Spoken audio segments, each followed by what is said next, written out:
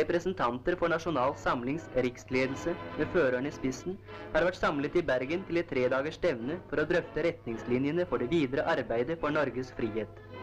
I programmet var også en nasjonalaften i Konsertpalais.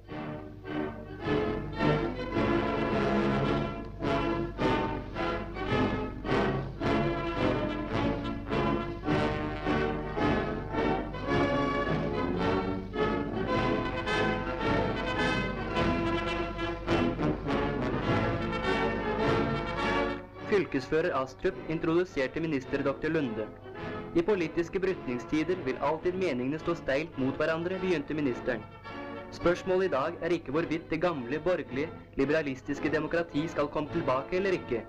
Spørsmålet i dag er hva som skal erstatte det gamle.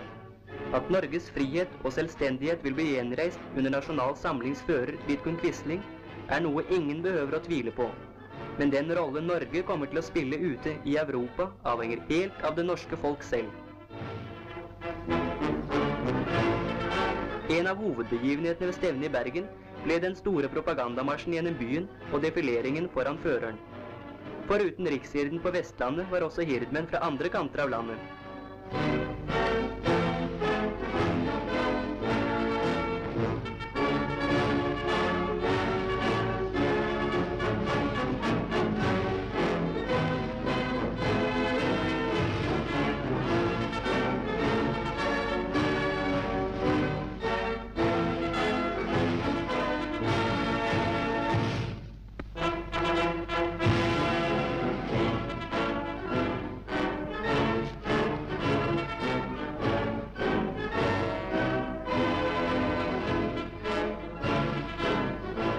Stevnet fikk sin verdige avslutning med det store folkemøtet i Konsertpalais.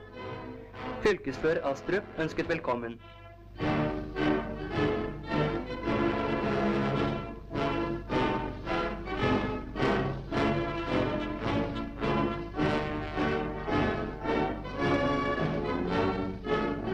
Under stormende bifall gikk så føreren på podiet. Føreren tok sitt utgangspunkt i dagens kamp og uttalte om oppgaven i dag at nyordningen stadig vinner terreng, og at vår plass i det nye Europa for hver dag antar sikrere og bestemtere form. Alle må nå forstå at den vei Nasjonal Samling går, er den eneste som muliggjør en sikker og lykkelig fremtid for vårt land og for vårt folk.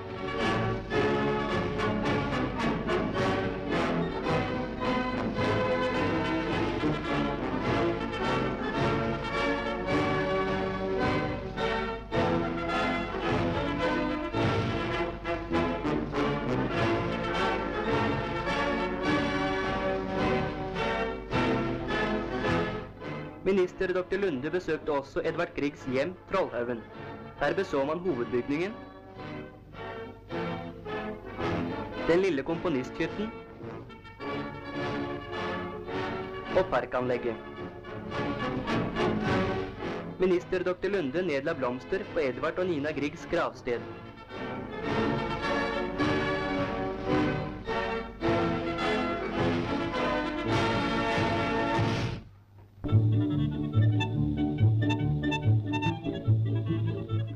Norsk ull er løsende i dag, og det drives en iherdig kampanje for å få ullproduksjon opp, noe som også Norge med sine rike beiter har de største betingelser for å klare. Vi besøker Sandnes ullvarefabrikk, som er avtager for en stor prosent av Jærens ullproduksjon. Vi følger her ullen fra råull gjennom mange prosesser til det ferdige stoff.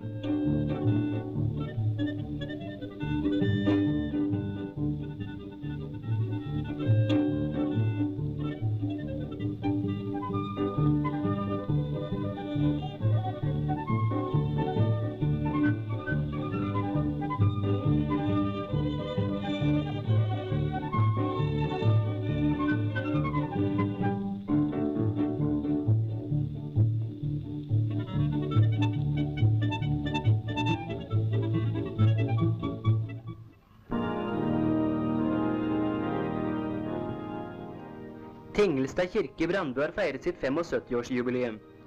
Kirken ble reist som sognekirke efter at den gamle berømmelige Grinaker gavekirke var blitt for liten.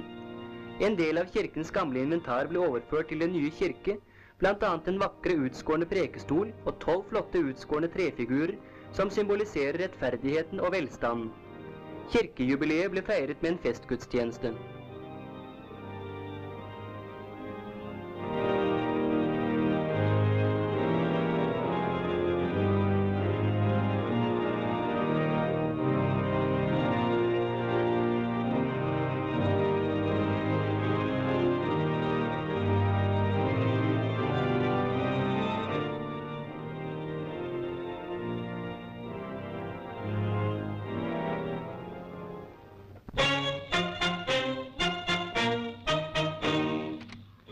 De vannføres uke er foranledningen til at vi kikker innom Sofies Minde. Sofies Minde er en statsinstitusjon som i alt vesentlig drives for offentlige midler. Dens legater og fonds går til formål som ligger utenfor anstaltens drift.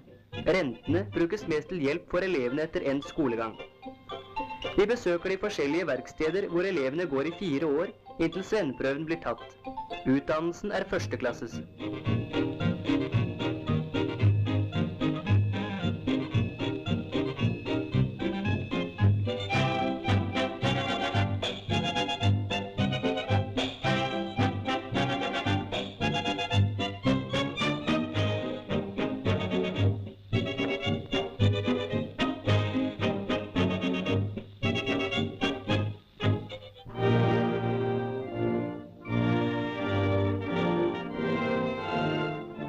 Den nasjonale scenen er gjenoppbygget.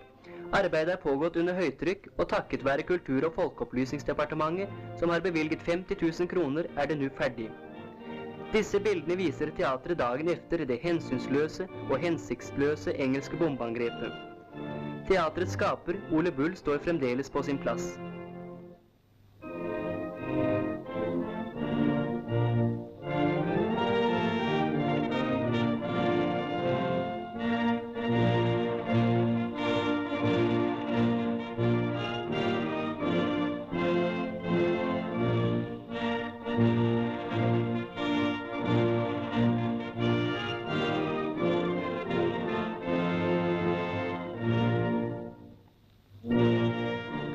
Teatersalongen og foajeen har nå fått enklere og mer moderne linjer. Sjefen for Statens teaterdirektorat, Finn Halvorsen, holdt en tale og sa: «Gjenreisingen av den nasjonale scene står som et bevis og et symbol på åndens makt over materien. Ånden er og blir kjernen i livet, den kjerne som skal gi oss styrke til å leve i håp og tro på en lykkelig fremtid for oss selv og vårt kjære Norge.» Derefter overrakte han en laurbærkrans fra minister Dr. Lunde. Teatersjef Hjort Jensen takket.